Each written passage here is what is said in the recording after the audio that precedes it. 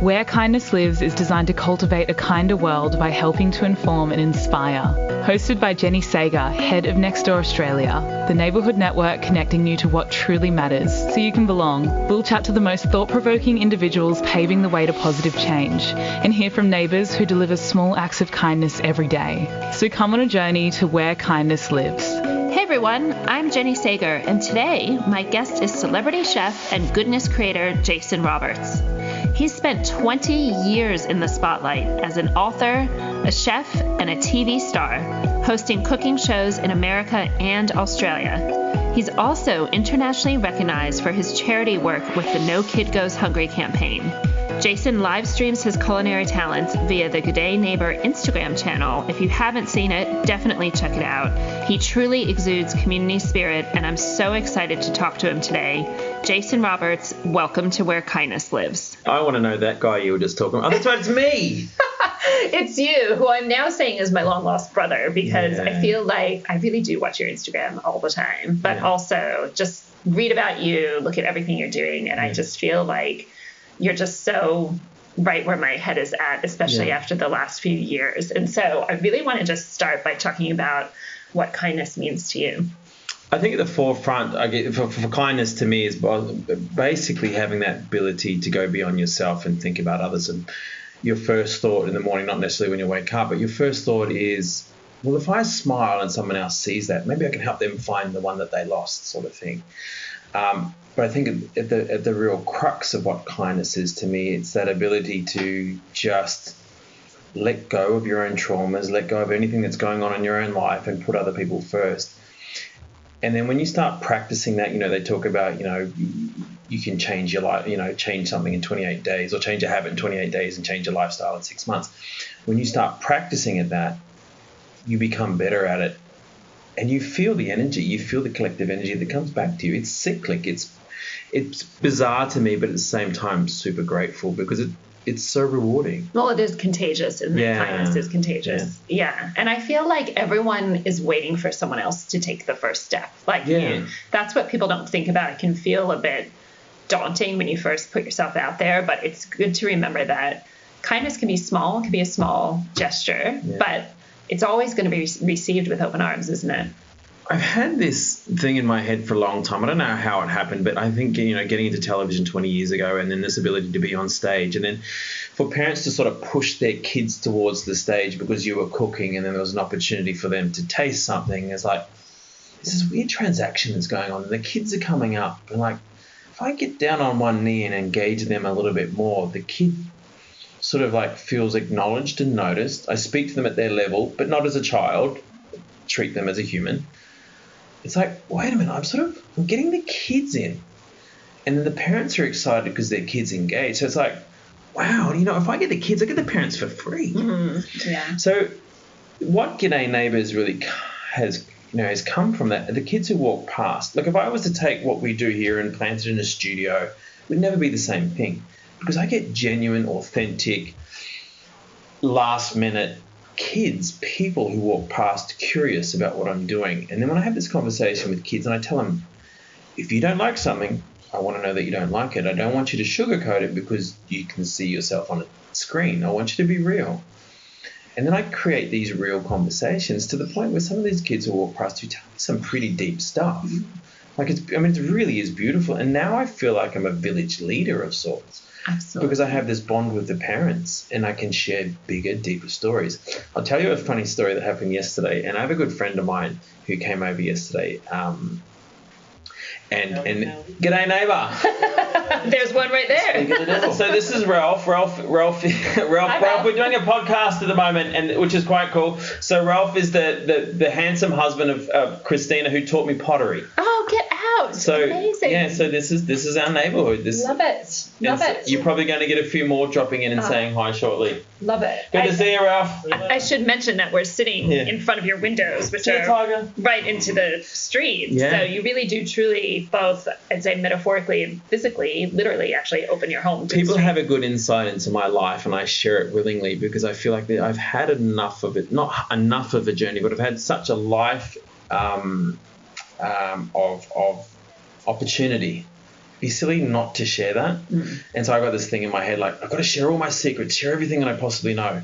So I create space for new things. And I'm learning so much more about our neighbours. Like, neighbours really come out. There is a genuine community here that I've never felt before. And why do you think that's important? Why is community and having that community feeling important?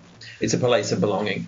So when I was 20, and maybe for something for, to take on board, when you're younger and then there's that opportunity, you leave home and you go, well, I'm going to go travel. Be careful how far you cast your net and how far you spread yourself, because ultimately they talk about family is the center of home for you. You can be quite displaced and, and you can be in a space where you're like, I don't create, So I'm identifying with my work and I love that. I'm passionate about that. I'm doing it. But there still is something missing, and it's the sense of home. For the longest time, I was traveling between LA and New York, and I still have a storage facility in Los Angeles, and I think, I have a green card. So, like, I'm always in this transient spot. If you keep yourself on that transient spot, you never know where you're meant to be. So you need to set some roots and then travel. I think that's really important. It's so true. It goes back to why I was saying I feel like you're my long lost brother, because I kind of had the opposite journey to you, where I grew up in the U.S. and then moved to Australia, also in my 20s the first time, been back and forth a few times. Just adventurous spirit, just wanted to live overseas, explore. Yeah. And then it's super exciting, but at some point you realize, I didn't know anyone here when I moved here. You do realize you've got to rebuild that community and that network, right? And I think even now, I recently moved a few months ago. I was living around here for the whole 8 years I've been here in Riston, and I moved half an hour away, and now I've got to start from scratch again. And you really feel it when you do that. And I think, psychologists talk a lot about what they call weak ties, which is the strong ties are your immediate family, your best friend that you've grown up with, and the weak ties are your neighbors, the person who makes your coffee at Shook or whatever other local coffee shop you're going to, your hairdresser. And that's what everybody lost during COVID, was those weak ties and that social interaction that you have on a daily basis. And I think it's so impactful. And just how do you feel about that theory of weak ties and why that's important? Well, weak ties allows for a lot of small talk, and the small talk is what fills you throughout your day. And I feel like, so what happened with the last lockdown is people started to come out and the opportunity to go to restaurants and do things. People had lost their small talk and their small ties. So it was like that anxiety was still being fed. It's like, because I don't know how to re-engage with the small talk and the small ties. But I think what happened for us here is those ties become maybe they were medium-sized ties instead of small ones, because we have a really strong community. I love these people. Like, seriously. Like, my mate Tom from across the road, the other chef who does taco nights with me, he's moved up to Byron. Like, he's living up there now, and so I was walking up to do laps of the hill, and as I was walking past, some of the neighbours were just having a drink out, and they said, "What are you up to?" I said, I'm just having a bit of a tear. My mate Tom left again, and they go, "Oh no, we forgot. Come and have a drink with us. Come and sit down with us." And I said, "Look, I'll be 27 minutes." So I did my little walk and I came back, and so I had a conversation because there was an empathy. But I also allowed that empathy to happen. We built this bond. So they know my bond with Tom. They know I do the taco nights with him. Yeah. I also have the same bond with them. If one of them was to leave, I'd be just as like feeling a little bit lost and out of sorts. Tom and I spend a lot of time together, and we chat, once or twice a day. We do a lot of things the same. But what I love about that, it's another man. Mm. And that has everything to do with me being a sovereign person and knowing where my heart is as a person and who I am as a fellow human. Like, as you get older, you let go of a lot of things. You're able to love a little bit more because maybe you've worked through some of your past traumas or whatever it is. But ultimately, you start connecting on a deeper level, and you think more about other people. You put other people first. Do you feel like there was a turning point for you? Like, was it, I don't know, maybe when you came back from America or a different time when you felt like that mattered more? Like, community and that connection mattered more than it did before? The start of COVID. But it was the community that made me realize how important it was. It wasn't like I was like, oh, I need to create community. That'll help me get through life. The way it started was COVID happened, lost probably 80% of my work, which was predominantly back in the States. That was my travel. That was who I was. That was my trophy. That was That's Jason. Jason's the guy that travels and does the shows and talks to the people and builds connections that way. So when that went away, it's like, who am I now? It's weird. Like, I'm just a guy who lives in North Bondi in a house that's like, I don't know, I don't really know too many people around here. So I just created purpose, and the purpose was, well, I'm just going to open these windows. I'm going to sit here and I'll roll pasta. Shit, I'm gluten-free anyway. Probably doesn't make sense, but anyway, maybe someone else will like it. So it was a conversation starter, and I was just giving out takeaway containers. As much as I hate the idea of single-use plastics, I was giving out plastic containers. And were you literally like, would you see someone walk by and you just go, hey, like, because they would ask, they'd go, what are you doing?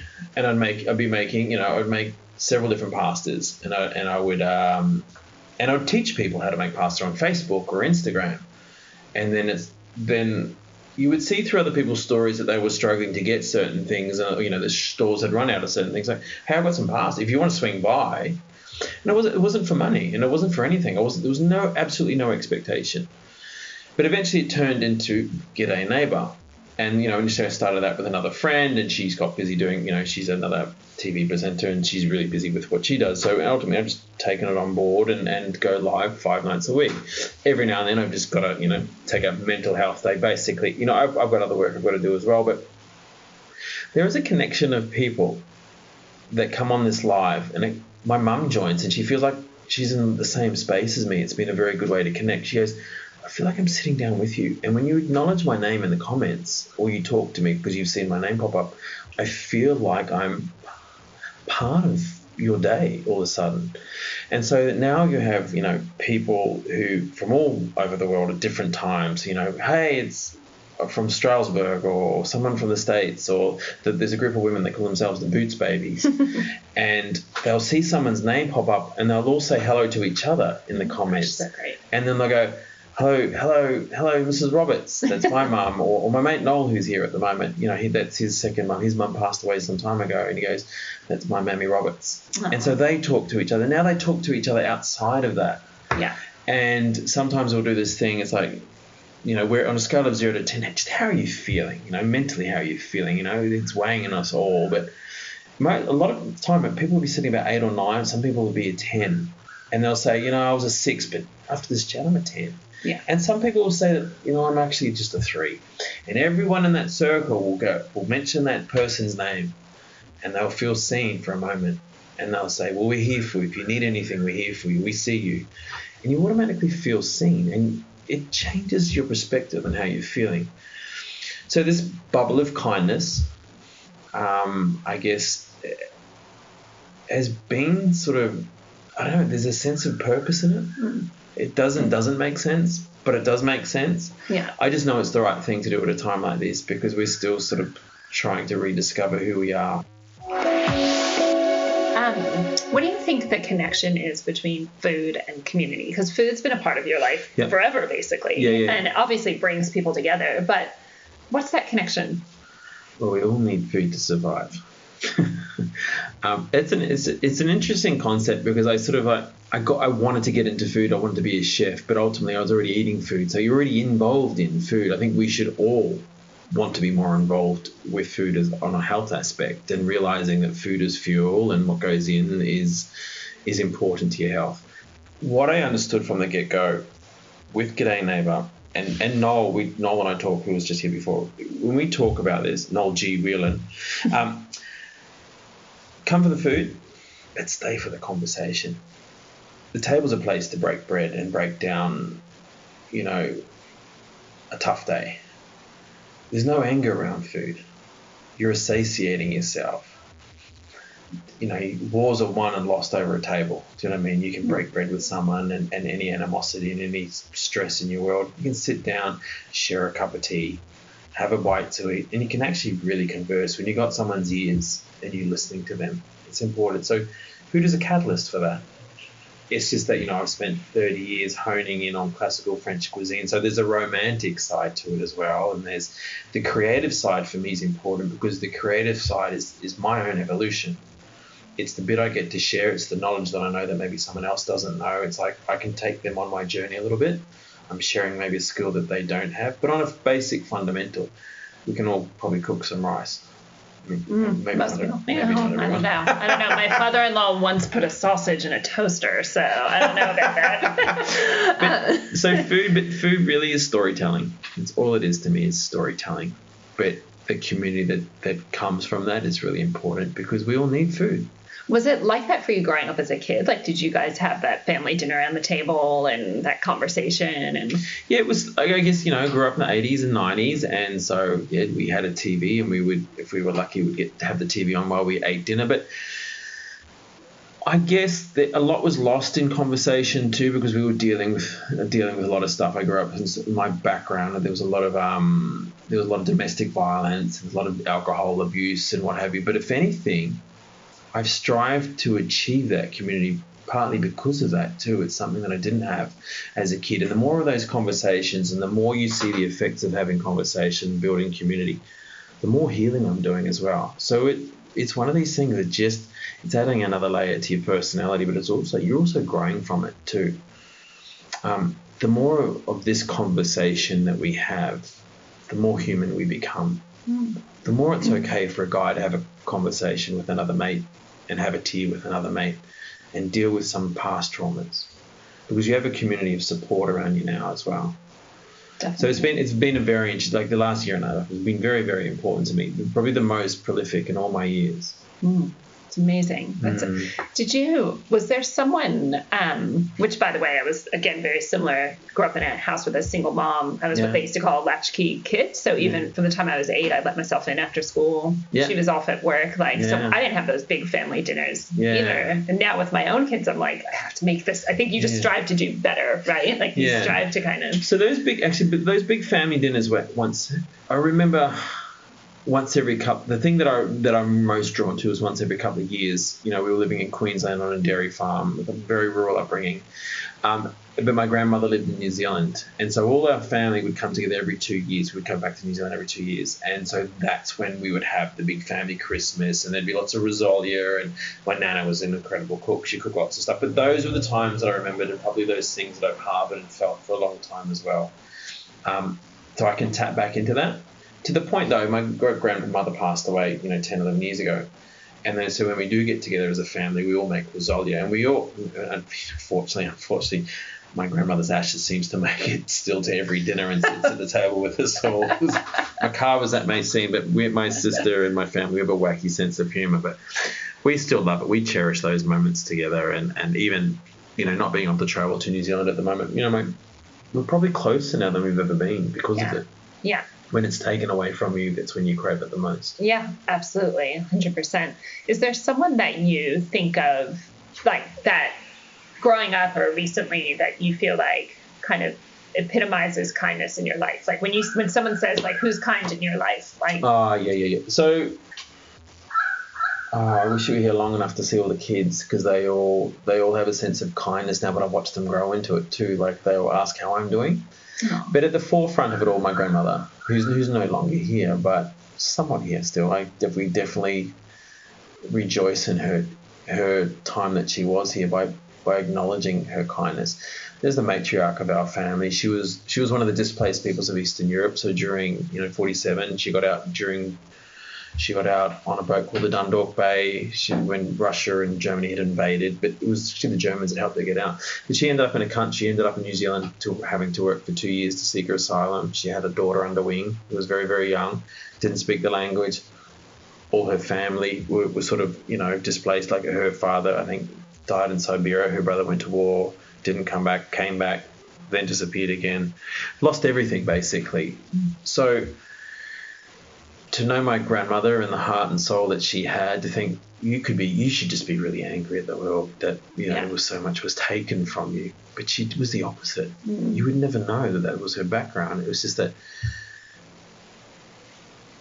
she had so much empathy for people. And so I think that's a huge part of where my love for people has come from. Is like, She didn't judge a soul. Yeah. Well, that's probably where our lives differed, because my grandmother was the cold one. Well, my dad's like, she was very similar, when she like came over here from Russia. Well, I should say not over here to America, but yeah, she was a hard woman. You know, she didn't get that. She went the other way. Which I think it could go either way, but I think we were very, very lucky. To have our time with her, but. You know, like I said, to the point, we still rejoice in her, you know, her spirit. Yeah. And what are some tips you'd give to people that, like, simple ways that they could start kind of being more kind and I guess I'd say encouraging that kindness in their community? Like, not everyone can do what you're doing, obviously. So and it's interesting, and to really experience that, you have to be here to experience it, because it really is a special energy. I think anyone who's listening to this now would be maybe of the mind, well, I'm pretty kind, I think I'm pretty kind. But I mean, kindness is not something you really should have to think about. It's something that just flows from you. And as far as practicing it, it is. It's like you want to do anything, you have to practice it. So I think maybe my first tip would be your first thought in the morning after you've had some sort of routine and made your bed and brushed your teeth, like anything. We all need routine, but put someone else first. Practice smiling. As weird as it sounds, so you walk past anyone that smiles at you, and for no reason, it lifts your spirits. You feel warm instantly. You feel warm, and it's not weird. And it bugs me a little bit. You know, we're of an age now where people disassociate from the world and they're on their phone and they're walking down the street, and you look and you smile and they don't notice you.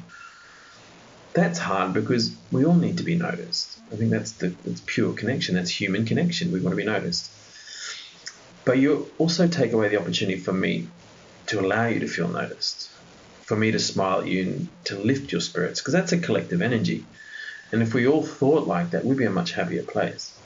So I think practicing to smile is important. Yeah. And making other people, and having other people, helping lift other people out of, whatever they may be. And you don't judge a person. They may have walked a lot harder than you've ever walked. It's so true. I think that, like, people think kindness can feel hard. It can feel like, I have to do something big. And I love what you just said about just smiling. Like, you just instantly feel the impact from that. Or just saying hello to a neighbor that you haven't met before, or to someone on the street that walks by. I think those little things, we actually did some research last year with Swinburne University that looked at the impacts of small acts of kindness. Yeah. And we found that it was actually the small acts of kindness that have the biggest impact. Yeah. So those little things, saying hello, smiling. Because they're authentic. Yep.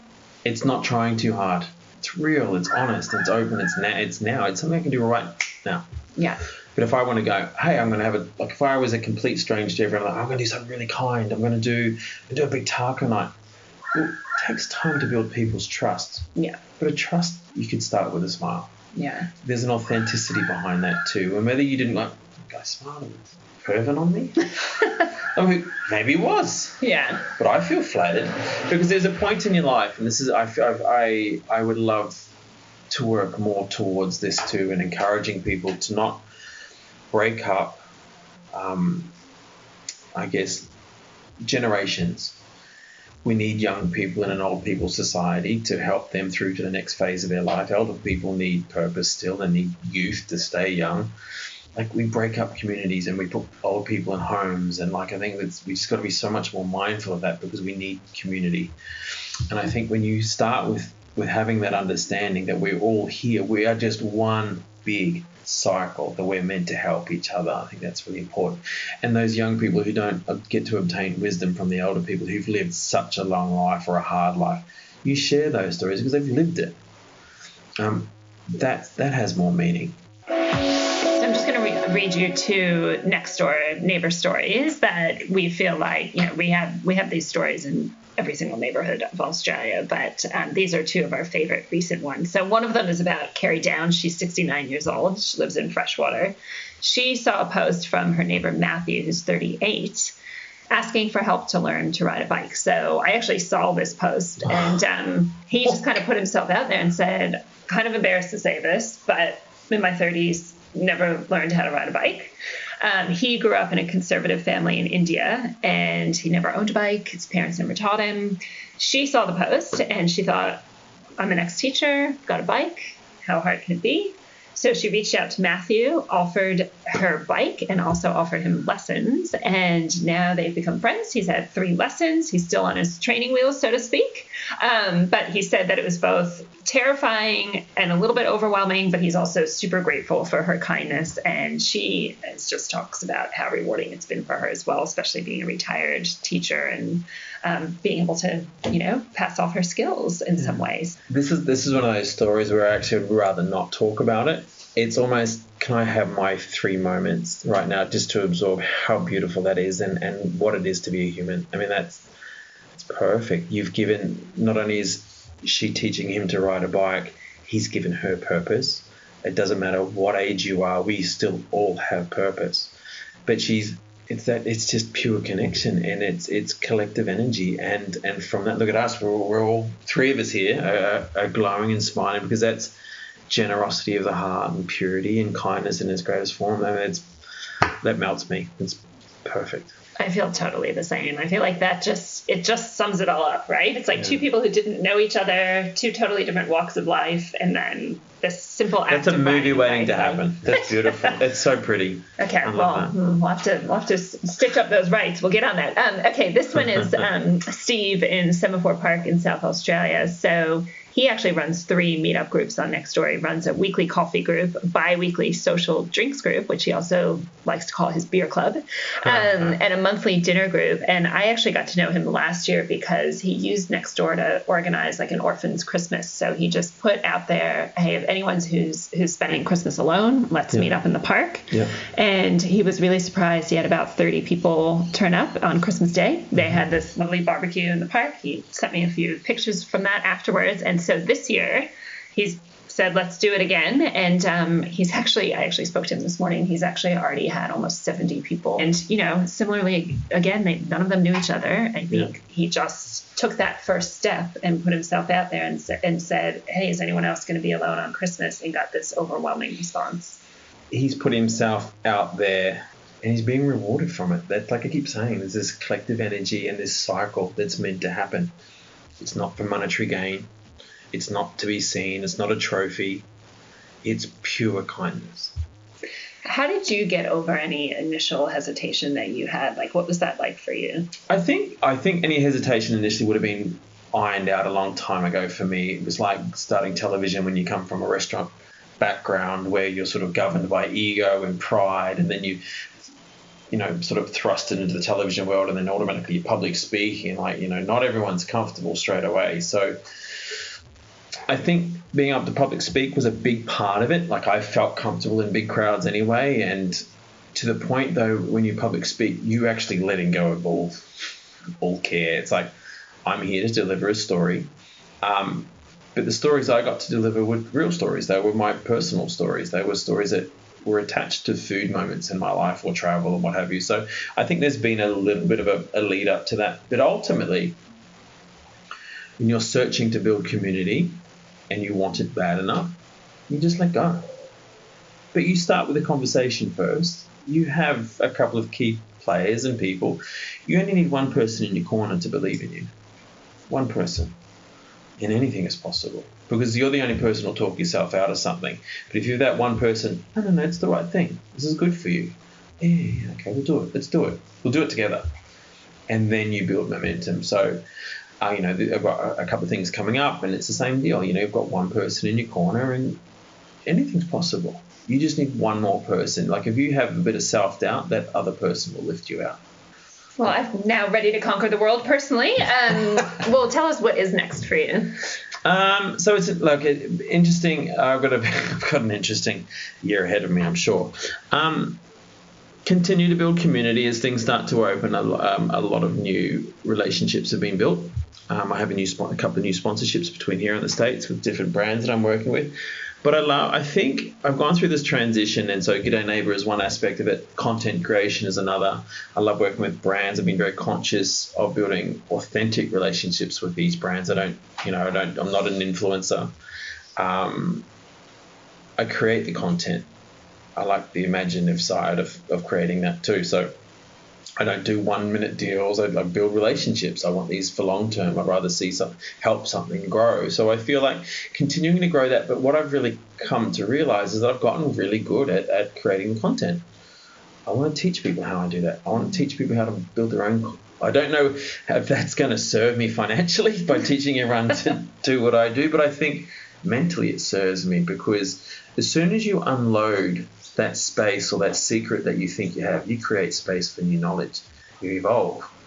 Well, we could talk to you for hours. We're not going to give your address away on the podcast. Oh, I've done that. I do it on Instagram all the time. If you want to come, I do. I actually gave out my number. Oh God. I gave out my phone number. I did that. So I have Chef Jason Roberts. It's where I go live from, and G'day Neighbours, where I sort of store all the recipes. But I put my personal number on G'day Neighbour for anyone who's struggling with poor mental health and needed anything. Here is my number. A friend of mine said, "You actually gave the wrong number. That's not the right numbers." And I changed it. But no one actually called. Oh. But I got so many messages saying, "Thank you so much for being there if we need you. We don't need you right now, but thank you." It's amazing. Yeah, I think we got to. I think that whole thing of letting go and having trust in a process is really important. And I didn't think that I was going to get 1 million people calling me, or I was just wanting for people to not feel alone. Yeah. Yeah. So at the end of this phone, if you call it, I'll answer it. And I may or may not be able to help you, but I'll be a set of ears. And most of the time people just want to be heard. Yeah. My gosh, that is truly amazing. I'm picturing you laying in bed at 2 a.m. responding to DMs of all the people that are reaching out. No, there are some late nights, and it's important. And when I work with different brands, I say, look, part of this ambassadorship fee, and the reason I charge what I do is because it's not because of the post, even though it's really good. It's because I respond to everyone. I want your brand to have a voice. Yeah. And so that's why I'm very diplomatic with brands. Yeah. About how I work with them. Well, it is super admirable. Jason, you are an angel in the community. They are so lucky to have you, seriously. One more story, yes. quickly, one more story. And this now I feel like I'm this is ego talking. So one of the little girls, Tiana is her name. She's walking past here with her mum, Tracy, and little brothers, Rob and Lenny. So I get to know everyone's names around here. And Tiana goes, I think she goes to Sunday school down here, and they were talking about saints. And they were learning about what a saint does, and a saint is someone who's a community leader and does and helps other people without expectation, sort of thing. And little Tiana said to her mum, "It's like Jason." And so when and because Tracy had said to her daughter, she said, "Can we tell Jason the story?" And she goes, "Yeah." And she didn't blush. She just stood there and held it. Like, she wasn't embarrassed. She just owned it. Like, that's what she thought. And I just, probably 3 or 4 times throughout that next week, I'm like, that's a huge honor. That's a huge honor that she went to Sunday school and that a saint was described as that, and that's what she saw as a living saint, someone who does stuff for the community without expectation. Well, it's true. Every neighborhood would be lucky to have a Jason Roberts. Hey, I'm getting paid for this podcast, right?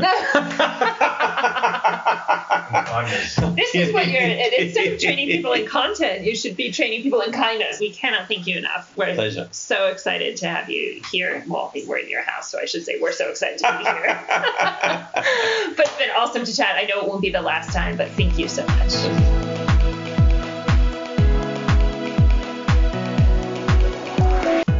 Where Kindness Lives is designed to cultivate a kinder world by helping to inform and inspire. Hosted by Jenny Sager, head of Nextdoor Australia, the neighbourhood network connecting you to what truly matters so you can belong. We'll chat to the most thought-provoking individuals paving the way to positive